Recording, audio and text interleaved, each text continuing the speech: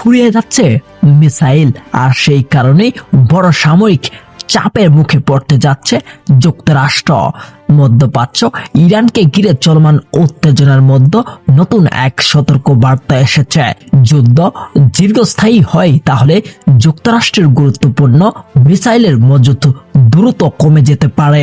প্রশ্ন উঠছে, বিশ্বের সবচেয়ে শক্তিশালী সামরিক শক্তিও কি অস্ত্রের সংকটে পড়ছে?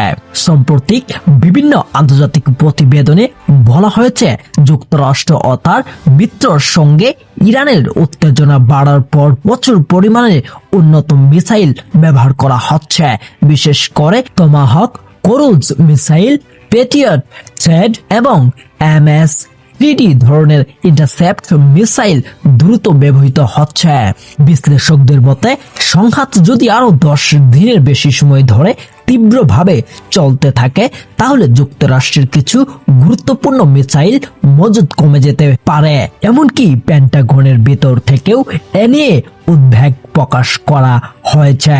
প্রথমত, কয়েক বছর ধরে যুক্তরাষ্ট্র ইউক্রেনকে বিপুল পরিমাণ অস্ত্র সহায়তা দিয়ে আসছে, যার মধ্যে রয়েছে এয়ার বিস্ফোরণ মিসাইল। দ্বিতীয়ত, মধ্যপ্রাচ্য ইরান ও তাদের মিত্র ড্রোন মিসাইল হামলার প্রতিহত করতে যুক্তরাষ্ট্র ও তার মিত্রদের প্রচুর পরিমাণ ইন্টারসেপ্টর মিসাইল ব্যবহার করতে হয়েছে। বিশ্লেষকরা বলছেন, একটি বড় মিসাইল হামলা ঠেকাতে কয়েক দিনের মধ্যেই 1 বছরের মজুদ শেষ হয়ে যেতে পারে। এদিকে যুক্তরাষ্ট্রের প্রতিরক্ষা শিল্প এত দ্রুত নতুন মিসাইল তৈরি করতে পারছে না। অনেক ক্ষেত্রে বছরে মাত্র কয়েক শত মিসাইল উৎপাদন করা হয়, যা বড় যুদ্ধের চাহিদা পূরণের যথেষ্ট নয়।